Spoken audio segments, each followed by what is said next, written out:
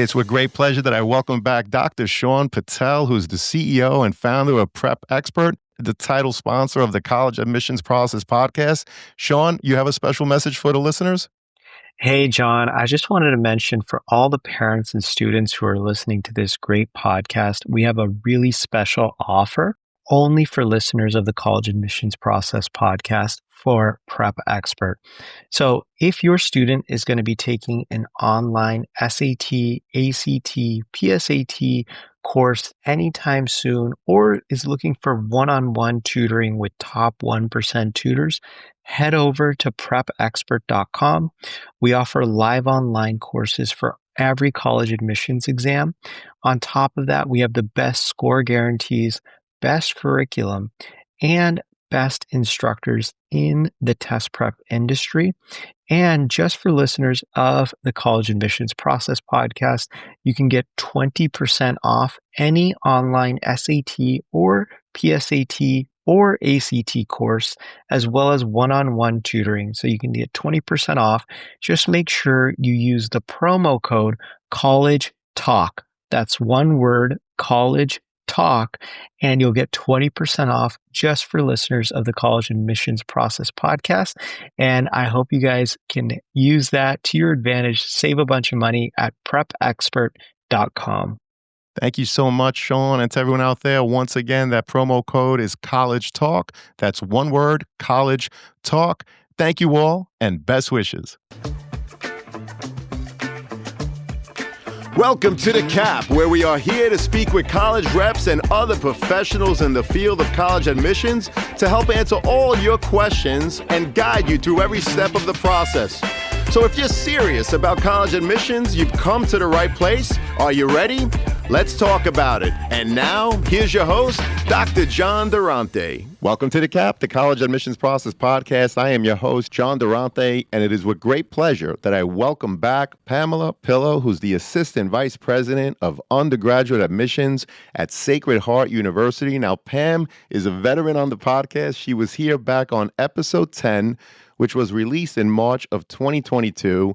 Then she came back for episode 169. That was released in October of 2023. And it is my great pleasure to welcome back my friend and colleague and mentor, Pam Pillo. How are you? Hi, John. Great to be back. Thank you so much for having me. It's an honor and pleasure. And I have to disclose also that my youngest daughter just graduated last spring from Sacred Heart University. So I am a huge fan. And I have to say that I'm really excited to hear about everything that you have to share, because during her 4 years there's been a lot of great construction and expansion, which is a great sign for a university. So as both a graduate and a leader in admissions at SHU, which of course is short for Sacred Heart University, how has your view of Sacred Heart evolved, and how do you think students experience today compared to when you were a student yourself? Well, as I begin to answer this question, I'm realizing that I attended Sacred Heart nearly 20 years ago as a student, so that's a bit humbling. But, Sacred Heart was a much smaller place, and since then, the university has made incredible strides, and that's not just in size, but in the depth and variety of the student experience. We've added nationally recognized academic programs, expanded facilities, to your point on that construction, but those facilities really support hands-on learning. We've grown our physical footprint to enhance residential life, recreation, dining, and we've even expanded global opportunities, including our very own campus in Dingle, Ireland, which is absolutely beautiful. Today, Sacred Heart's home to nearly 10,000 students, with about 6,800 at the undergraduate level. And what's special is that we've been able to keep that close-knit community that I experienced as a student. So while offering all the opportunities and energy of a larger university, our class sizes remain small, around 24 students on average, with a 14-to-1 student-faculty ratio. So our students really still benefit from that personal attention and those meaningful faculty connections. What's really exciting now is to see so many ways that students can get involved. Beyond Division I athletics, and I was fortunate enough to be a Division I athlete, but now there are countless academic clubs, performing arts groups, club sports, and plus that strong focus on student support. Our accessibility services, accommodations, tutoring, wellness resources are central to the student experience. And that includes our partnership with Yale New Haven Health and our robust counseling services as well. So while Sacred Heart has grown tremendously since my time here, the heart of the Sacred Heart experience and the relationships that support and that sense of belonging has remained the same.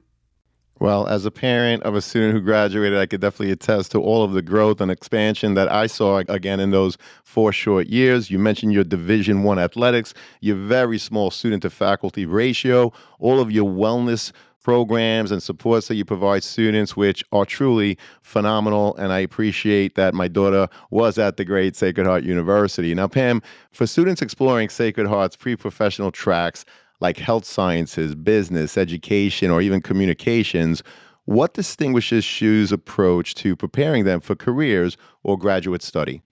Great question. One of the things that really sets Sacred Heart apart in preparing students for careers or graduate study is the level of personal advisement that they receive. Every student has a faculty advisor in their major, and then there are additional dedicated advisors for specialized tracks such as pre-health or pre-law. And then there's our Center for Career and Professional Development, which provides career coaches who work specifically with the students by college and major, so their guidance is very, very tailored. We're proud to have a 99% career outcomes rate within 6 months of graduation, and that could be towards full-time employment, graduate school, volunteer, or military service. Another great distinction is our dual degree programs. Students can actually apply as incoming freshmen and be admitted directly into certain programs that are at the graduate level here at Sacred Heart. So they stay on after earning their bachelor's degree, and a seat is reserved in that graduate program as long as they continue to meet the progression requirements. And along the way, they engage with our graduate faculty and advisors during their undergraduate years. So by the time they reach graduate school, they're already very well prepared and well connected. And then, of course, I just want to finally mention in our Welch College of Business and Technology, our students benefit from our executives and residents who are actually seasoned professionals who now work directly with our SHU students, and they help them build their networks and connect them with internships as well. Well, that's terrific. And of course, the students listening and their parents want to hear about that application review. So, Pam, can you walk us through how SHU evaluates applications holistically and whether different components like essays, GPA, extracurriculars, or demonstrated interest have shifted in importance recently? Absolutely. At Sacred Heart, we really do take a holistic approach when reviewing applications, and there isn't just one factor that determines admission. Academically, we're looking at a student's GPA, but we are also taking the extra step of recalculating it on a 4.0 scale. That allows us to look at courses in the context of rigor that you might have chosen throughout high school, grade trends over time, and for certain majors, maybe even your performance in math and science courses specifically. Beyond academics, extracurricular activities always play an important role because they give us a window into who you are outside the classroom, such as your passions, how you manage your time, and the kinds of things that you want to get more involved in on our campus when you come to college. Essays, of course, give us even more insight. We typically learn something unique about you that doesn't show up anywhere else in your application. And we also consider demonstrated interest. And that can mean by visiting campus in person or virtually, but also engaging with your admissions counselor, possibly through an interview, joining a virtual session, or even connecting through email and text. All of these interactions help us understand your level of interest in Sacred Heart, but they also give us an opportunity to connect with you and learn about the opportunities that at Sacred Heart that might align with your goals.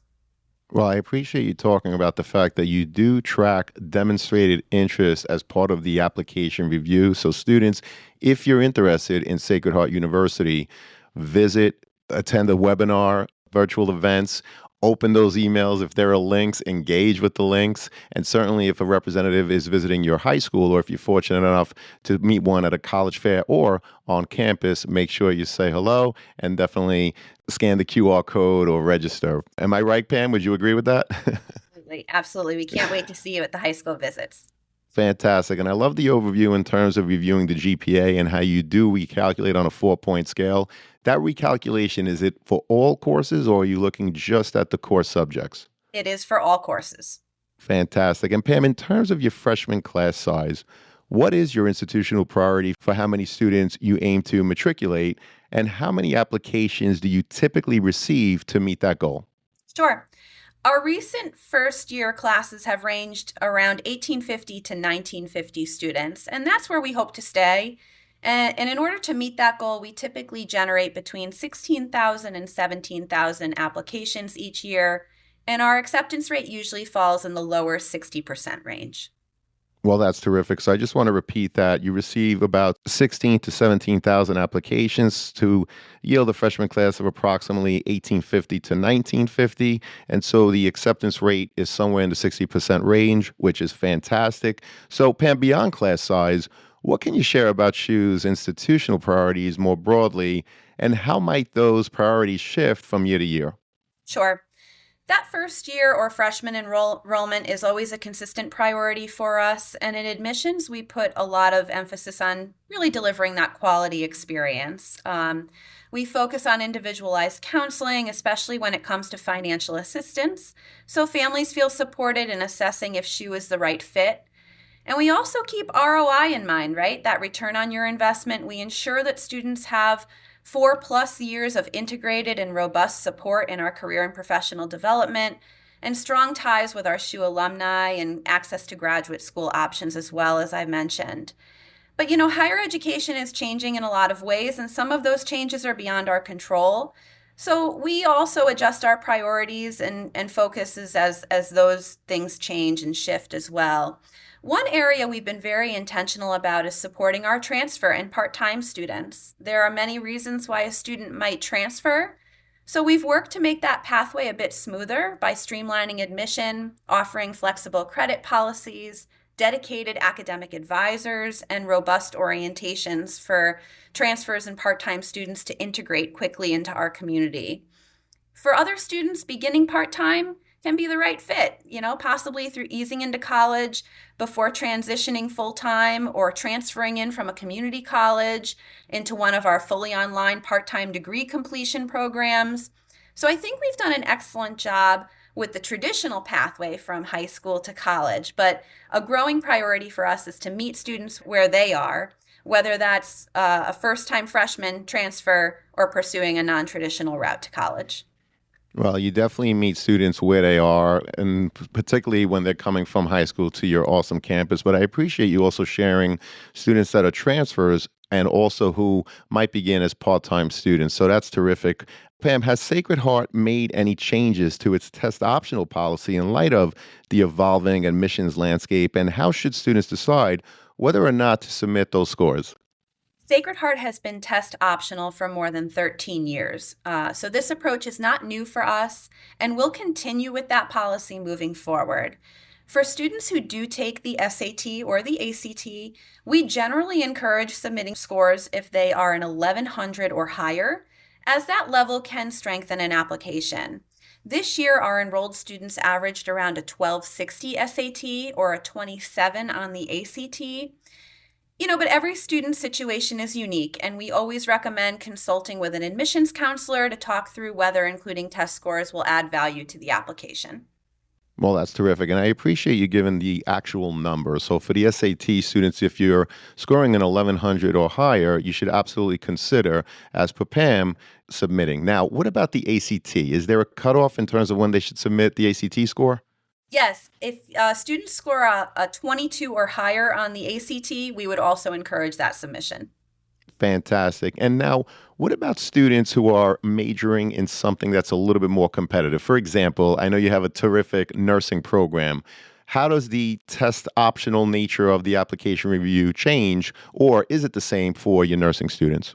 It's really the same. For our nursing program in particular, our students, again, typically have an average 1260 SAT or higher or a 27 ACT or higher. Terrific. Thank you for letting us know. And you've read, Pam, countless application essays over the years. What themes or approaches tend to resonate with your team in admissions, and what should students avoid when writing those personal statements? Great question. When we read application essays, what really stands out is when a student gives us insight into something that we wouldn't otherwise know about them. Even though the essay is just one page, it's an opportunity to capture our attention, especially since our counselors are reading likely between 50 to 60 applications per day.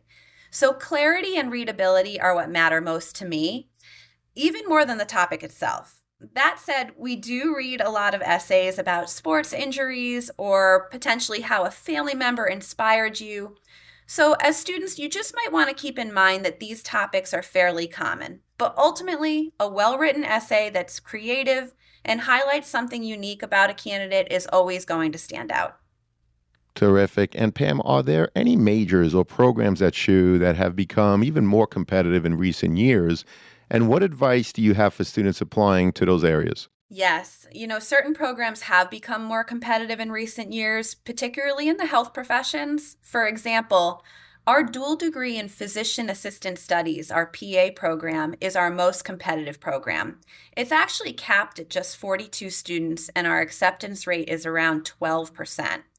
Our first professional degree in nursing is also an option that's open for incoming freshmen only, and therefore it is quite competitive as well. If you're interested in these programs, we encourage you to apply to them.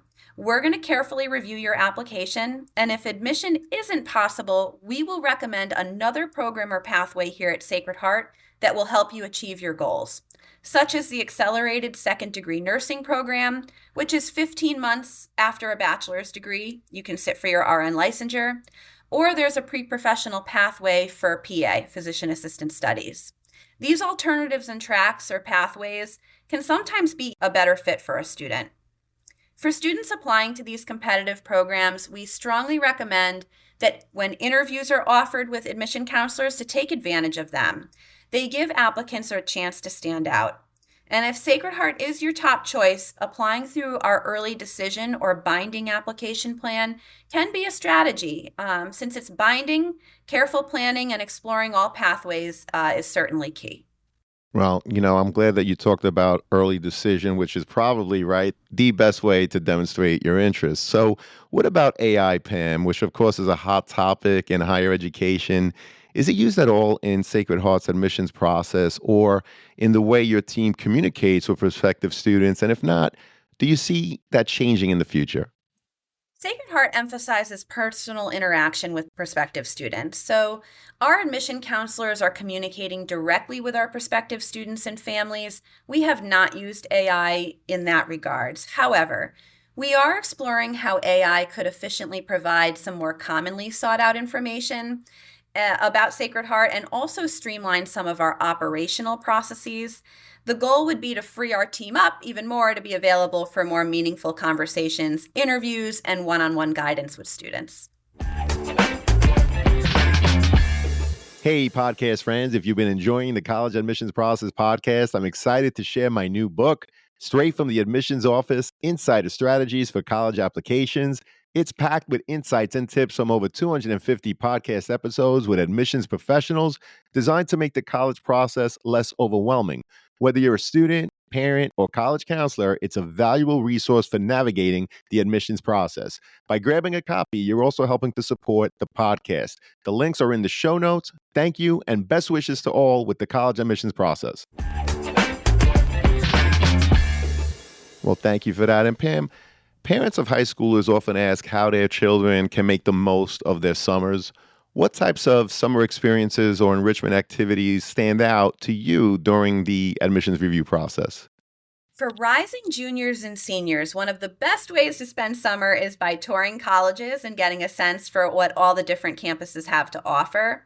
If time permits and your school counselor supports it, taking a college level course can also be a great option. At Sacred Heart, students who take an early college course and earn a grade of C or better can receive credit towards their bachelor's degree. For candidates who are within a commutable distance, we also offer our Taste of College program and college courses at just $100 per credit. So this gives students an affordable way to experience college in a hands-on sort of experience. And for students and families with financial concerns, Pam, can you walk us through Sacred Heart's scholarships, merit-based aid, and financial aid opportunities, and share any helpful tips they may overlook during their research? Yes, it's important to know that at Sacred Heart University, all students are automatically considered for merit-based scholarships at the time of admission. And this award information comes with the decision letter. Beyond general merit aid, we also offer scholarships for several areas of interest, such as performing arts, community service, and also athletics. For need-based support, we use institutional grants determined by the CSS profile and the FAFSA forms. Both of these forms are required, and the deadlines for these forms align with our application plan deadlines as well. One tip for families often overlooked is that our financial aid office takes a very personalized approach.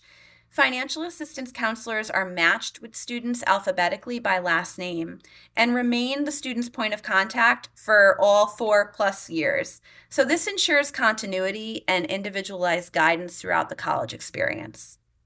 Well, I appreciate you mentioning the deadline in terms of the FAFSA and the CSS profile to be in line with the application deadline. That's really good to know. And this has been a great conversation, Pam, as I knew it would. Thank you again for coming back. This is your third time, as I mentioned earlier. Pam, unfortunately, it does lead us to that last question, which always is, what are your top 3 pieces of advice for students and their families getting ready for the college admissions process? My first piece of advice is to set up a special email just for the college process. Use it for college applications and scholarships. It makes everything so much easier to track, but just make sure you check it often. And for the students, don't just rely on your high school email, as those will usually get shut down after graduation, and colleges will keep sending you important updates over the summer. Second, please start planning your college visits early. And when you're on campus, don't just listen to the tour. Take in the whole experience. Notice what it feels like to be there. Take pictures of the campus and even your travel so that later when you look back, you can remember what stood out to you. And finally, don't be afraid to lean on your admission and financial aid counselors. We're here to help, and no question is too small. This process can feel overwhelming, but you definitely don't have to figure it out on your own. Well, those are great pieces of advice. First of all, use an email address specific to the college process.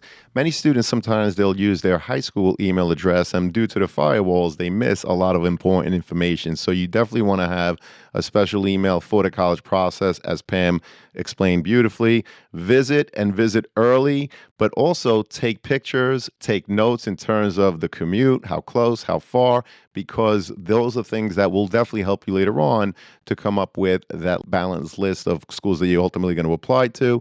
And I love, once again, we hear it time and time again, you talk about reaching out. You guys are admissions counselors. You want to help students. You support students. And you're so accessible, which is why this podcast is even available. Pam, this is great. You're terrific. I can't thank you enough for coming back today. Thank you, John. My pleasure. And to everyone out there, good luck with the college search. Take care all, and best wishes. Thank you for joining us on this episode of the CAP, the College Admissions Process Podcast. We hope you enjoyed the show.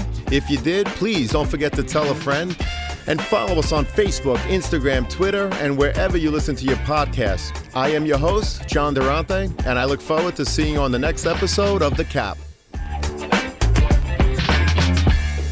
Thank you for listening to the College Admissions Process Podcast presented by Prep Expert. Prep Expert offers live online SAT and ACT courses with the best score guarantees, instructors, and curriculum. Go to prepexpert.com to guarantee your child's success.